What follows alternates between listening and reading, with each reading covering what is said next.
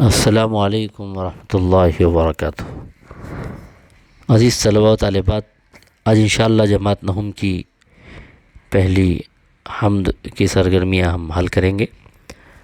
سب سے پہلے ہم دیکھتے ہیں جان پہچان کی مدد سے شب کی خاکہ مکمل کیجیے۔ تو اس میں جگناتھ آزاد کی 4 باتوں کے بارے میں پوچھا گیا ہے۔ سب سے پہلے تو ان کی تاریخ پیدائش، مقام پیدائش، تاریخ وفات اور مقام وفات۔ تو اس کو ہم جان پہچان کی مدد سے حل کریں گے۔ تو تاریخ پیدائش کیا ہے؟ دسمبر 1918۔ اور مقام پیدائش کہاں پیدا ہوئے تھے؟ عیسیٰ خیل۔ اسی طرح ان کی وفات کی جو تاریخ ہے وہ 24 جولائی 2004۔ اور مقام وفات کیا ہے؟ کہاں وفات ہوئی تھی؟ جموں میں وفات ہوئی تھی۔ تو یہ اس طرح سے آپ اس کو مکمل کریں گے خاکے کو۔ اس طرح ہم ادھر آگے دیکھیں تو پہلا سوال، پہلی سرگرمی دی ہوئی ہے حمد کی تعریف لکھیے۔ اب یہ آپ کو معلوم ہے کہ جس نظم میں اللہ تعالیٰ کی تعریف بیان کی جاتی ہے اسے حمد کہتے ہیں۔ اس کو آپ کو لکھنا ہے۔ دوسری سرگرمی دی ہوئی ہے اپنے ماحول اور ستاروں سے ادھر خدا کی جلوہ نمائی کی کیفیت بیان کیجیے۔ تو اس میں آپ کو بتانا ہے کہ ہمارے ماحول میں اور ستاروں سے آگے اللہ تعالیٰ کی قدرت کیسے کار فرما ہے۔ تو اس میں آپ کو جواب آپ اس طرح لکھیں گے، اپنے الفاظ میں آپ لکھیے، میں آپ کو جس طرح سمجھا رہا ہوں آپ اس کو اپنے الفاظ میں لکھیں گے کہ اپنے ماحول اور ستاروں سے ادھر آپ کو دونوں جگہ خدا کی جلوہ نمائی کی کیفیت بیان کرنا ہے۔ تو آپ لکھیں گے کہ ہم اپنے اطراف نظر ڈالتے ہیں تو ہم دیکھتے ہیں کہ ہر چیز میں اللہ تعالیٰ کی قدرت کار فرما نظر آتی ہے، اور لاتعداد چیزیں ہیں کہ جن میں ہر چیز، ہر ذرہ، کائنات کا ہر ذرہ یہ جس سے اللہ تعالیٰ کی قدرت ظاہر ہوتی ہے۔ اسی طرح سے ستاروں سے ادھر، ستاروں سے آگے کی جو دنیا ہے جس کے بارے میں انسان بہت زیادہ معلومات حاصل نہیں کر سکا اور اس کی صحیح کیفیات مکمل طور پر ابھی معلوم نہیں کی جا سکی، کچھ چیزیں جو انسان کو معلوم ہوئی ہیں اس سے بھی اندازہ ہوتا ہے کہ وہ جو دنیا ہے ستاروں سے آگے کی دنیا، وہ بھی، اس میں بھی اللہ تعالیٰ کی قدرت کار فرما ہے، اور اللہ تعالیٰ اپنی قدرت وہاں بھی دکھا رہا ہے۔ تو اس طرح سے آپ کو اس کا جواب تحریر کرنا ہے۔ اس طرح تیسری سرگرمی آپ کو دی ہوئی ہے دریا کی موجوں اور بہار کی موجوں میں نشانیوں کو واضح کیجیے، موجود نشانیوں کو واضح کیجیے۔ تو 2 چیزیں ہیں، دریا کی موجیں اور بہار کی ہواؤں میں آپ کو نشانیاں لکھنا ہے۔ تو پہلے آپ لکھیں گے کہ دریا کی موجوں میں یقیناً اللہ کی قدرت کی نشانیاں موجود ہے۔ اس کو دیکھنے کے لیے دور دور سے لوگ ساحل سمندر پر جاتے ہیں، دریا کے ساحل پر جاتے ہیں، کنارے پر، اور ان موجوں کا لطف اٹھاتے ہیں اور ان سے ان کو مسرت حاصل ہوتی ہے۔ لیکن جب یہی موجیں جب طوفان کا رخ اختیار کر لیتی ہیں، اور تیز و تند موجیں ہوتی ہیں جو اکثر جب طوفان آتا ہے تو ساری چیزوں کو اپنی لپیٹ میں لے لیتی ہیں اس کی ارد گرد کی، تو اس وقت یہ اللہ تعالیٰ کے غصے کی علامت بن جاتی ہیں یہ لہریں۔ تو دونوں صورتوں میں جب کہ وہ موجیں اپنی عام حالت پر ہوں تب بھی وہ اللہ تعالیٰ کی اس میں نشانیاں موجود ہیں، اور جب وہ طوفان کی شکل اختیار کر لیں تب بھی اللہ تعالیٰ کے غضب کی نشانی اس میں موجود ہے۔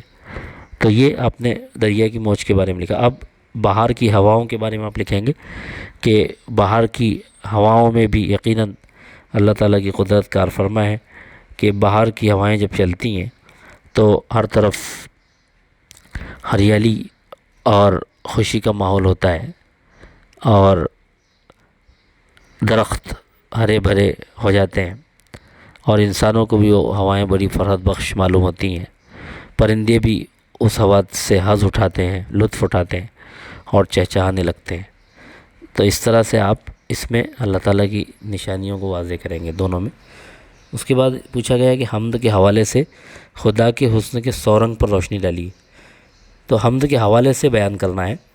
تو یہاں پر جو شاعر نے یہ جو بات کہی ہے کہ میں تیرے حسن کے سورنگ کہاں سے دیکھوں، تو اس میں 3 چیزوں کا ذکر کیا ہے۔ تو آپ لکھیں گے کہ حمد میں شاعر نے صبح کی روشنی اور شام کی شفق اور رات کی تاریکی کو بیان کیا ہے، اور اس میں اللہ تعالیٰ کے حسن کو تلاش کرنے کی کوشش کی ہے، اور یہ بیان کیا ہے کہ جب شاعر صبح کے نور کو، صبح کی روشنی کو دیکھتا ہے تب بھی اس کو اللہ کا حسن نظر آتا ہے، اور شام کی شفق کا مشاہدہ کرتا ہے تو بھی اس کو اللہ تعالیٰ کی قدرت دکھائی دیتی ہے، اور جب رات کی تاریکی کا وہ ملاحظہ کرتا ہے تو اس میں بھی اس کو اللہ تعالیٰ ہی کی قدرت کار فرما نظر آتی ہے۔ تو اس طرح سے کائنات کی دیگر چیزوں میں بھی اللہ تعالیٰ کے حسن کے کئی رنگ موجود ہیں۔ یہ بطور مثال شاعر نے 3 چیزوں کا یہاں ذکر کیا ہے، تو آپ کو اس طرح سے اس کو بیان کرنا ہے۔ اب یہاں پر 2 ایسے بیانات ہیں جن سے متعلق، یعنی جن کے معنی ہم کو جس کے مفہوم والے شعر تلاش کر کے لکھنا ہے۔ جیسے پہلا بیان ہے کہ خدا کی قدرت رنگوں اور نکھتوں کے موسم بہار ہی میں نمایاں نہیں ہے، بلکہ خزاں میں بھی خدا کی کاریگری جلوہ گر ہے۔ یعنی بہار اور خزاں دونوں میں اللہ تعالیٰ کی قدرت دکھائی دیتی ہے۔ تو پہلا ہی شعر ہے کہ رنگ و بو تک تجھے دیکھوں کہ خزاں تک دیکھوں، میں تیرا حسن جو دیکھوں تو کہاں تک دیکھوں، یہی شعر اس میں آئے گا۔ اور شاعر خدا کی عظمت کی اس تصور پر قربان ہو جانا چاہتا ہے جس کے سبب سے کائنات کے ہر ذرے میں خدا کی کاریگری اور حسن دکھائی دیتا ہے۔ تو آخری شعر میں کیوں نہ قربان تصور ہوں میں آزاد کے آج، نور ہی نور نظر آئے جہاں تک دیکھوں، یہ شعر اس میں آئے گا۔ اس طرح سے حمد سے صنعت تضاد کا شعر لکھیے۔ تو اب تضاد کے شعر میں آپ دیکھ رہے ہیں کہ صبح اور شام، یہ صبح کا نور شفق شام کی، تو اس میں یہ صنعت تضاد ہے۔ تو اس طرح سے آپ لکھیں گے اس کو صنعت تضاد کے شعر میں۔ اور اس حمد میں رنگ و بو اور خزاں جیسی متضاد کیفیات کا ذکر ہوا ہے۔ آپ ان تمام کو اپنی بیاض میں جدول بنا کے لکھیے، جیسے صبح اور شام، یعنی متضاد الفاظ لکھنا ہے آپ کو۔ تو اس میں سے جیسے خزاں اور بہار، رنگ و بو سے بہار مراد ہے تو خزاں اور بہار لکھیں گے۔ پھر اسی طرح سے آپ لکھیں گے یقین اور گماں، یہ بھی ایک دوسرے کی ضد ہے۔ اور اسی طرح سے نور اور ظلمت، یہ نور اور ظلمت بھی ایک دوسرے کی ضد ہیں۔ صبح اور شام، یہ بھی آپ لکھیں گے۔ تو اس طرح سے آپ یہ سوال حل کریں گے، سرگرمی حل کریں گے۔ اس کے بعد موج دریا کی قسم باد بہاراں کی قسم، تیری رفتار اب اور کہاں تک دیکھوں۔ اس میں موج دریا اور باد بہاراں، اس میں 2 الفاظ کو جوڑا گیا ہے اور پہلے لفظ کے نیچے زیر دیا گیا ہے۔ اس کو لفظی ترکیب بھی کہتے ہیں۔ تو یہ اصل میں اضافی ترکیب بھی کہلاتی ہے، زیر اضافت بھی اس کو کہا جاتا ہے، زیر اضافت کی ترکیب۔ تو اس طرح کی ہم کو ترکیبیں بنانی ہیں۔ جیسے یہ جو الفاظ دیے گئے نیچے، صبح کا نور، تو اس سے ہم بنائیں گے نور صبح۔ شام کی شفق تو بنے گا شفق شام۔ اس میں آپ کو یہ خیال رکھنا پڑتا ہے کہ کاکی کیے کے بعد والا جو لفظ رہتا ہے اس کو پہلے لانا پڑے گا زیر والی ترکیب میں، اور اس کے نیچے زیر دینا پڑے گا۔ جیسے صبح کا نور، تو کا کے بعد نور ہے تو ہم اس کو پہلے لکھیں گے اور اس کے نیچے زیر دے دیں گے تو ترکیب بن جائے گی، اور کاکی کے وہاں سے ہٹ جائے گا۔ تو صبح کا نور بن جائے گا نور صبح، شام کی شفق بن جائے گی شفق شام، شب کی ظلمت کا بن جائے گا ظلمت شب، اور دریا کی روانی روانی دریا۔ یہاں پر وہ حمزہ اوپر لگ جائے گا کیونکہ آخر میں یا ہے۔ تصور کے قربان، قربان تصور۔ تو اس طرح سے آپ کو یہ حل کرنا ہے۔ تو زیر کا استعمال کر کے آپ وہ ترکیب بنائیں گے۔ اس طرح سے اشعار کی تشریح کرنا ہے۔ آج تک تجھ کو جو دیکھا تو یقین تک دیکھا، اب تمنا ہے کہ میں تجھ کو گما تک دیکھوں۔ آپ لکھیں گے کہ یہ شعر درسی کتاب کی حمد سے ماخوذ ہے جس کے شاعر جگن ناتھ آزاد ہیں۔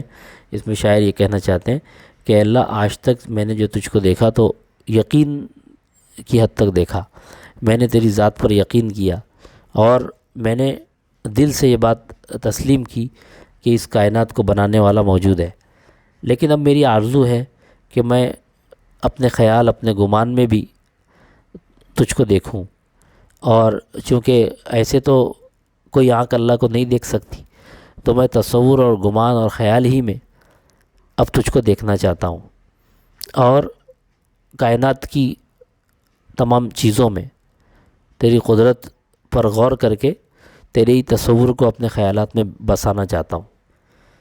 دل کی دنیا میں تو میں تجھ کو بہت ڈھونڈ چکا، اب تیرا حکم جہاں تک ہو وہاں تک دیکھوں۔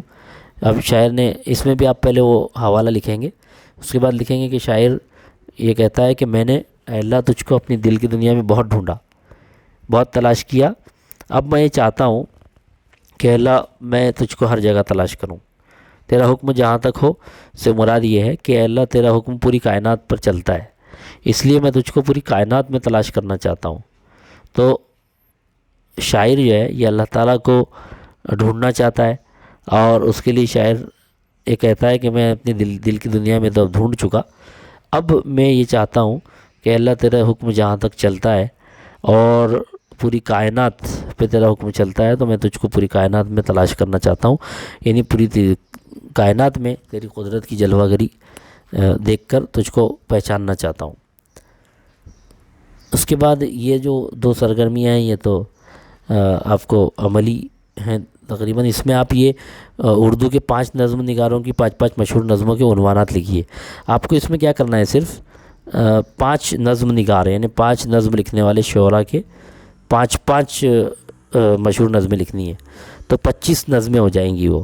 جیسے آپ نے مثال طور پہ علامہ اقبال کو لیا، تو آپ پہلے علامہ اقبال کی مشہور نظمیں جو ہیں وہ انٹرنیٹ سے تلاش کر کے آپ لکھیں گے۔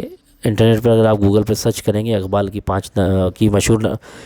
کی مشہور نظمیں، تو آپ کو وہاں عنوانات آ جائیں گے، آپ صرف ان عنوانات کو لکھیے۔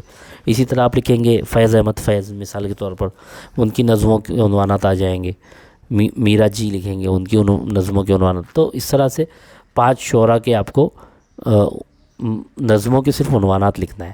اب یہاں پر میر حسن کی مثنوی سے کچھ یہاں پر اشعار دیے گئے ہیں، ہم کو 4 چیزیں پہچاننی ہیں کہ یہ اشعار حمد سے متعلق ہیں، مناجات سے متعلق ہیں، نعت سے متعلق ہیں یا منقبت۔ تو پہلے جو 4 مصرے ہیں، الہی میں بندہ گناہ گار ہوں، گناہوں میں اپنے گراں بار ہوں، تو اس میں مجھے بخشیو، یعنی اس میں شاعر جو ہے دعا کر رہا ہے اللہ سے۔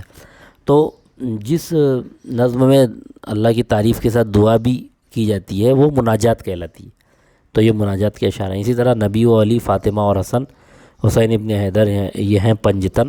یہ جو ہے اس میں اہل بیت کی تعریف ہے، نبی اور اہل بیت کی، اس لیے یہ جو ہے یہ منقبت میں آ جائے گا۔ نبی کون یعنی رسول کریم، نبوت کے دریا کا در یتیم، اس میں یہ نعت کے اشعار ہیں۔ اور وہی مالک الملک دنیا و دی ہیں، قبضے میں اس کے زمان و زمیں، یہ جو ہے آپ کا حمد میں آ جائے گا۔ تو اس طرح سے آپ یہ سرگرمیاں مکمل کریں اور آپ اس کو سمجھ کر حل کریں، صرف مقصود صرف لکھنا نہ ہو۔ السلام علیکم ورحمۃ اللہ وبرکاتہ۔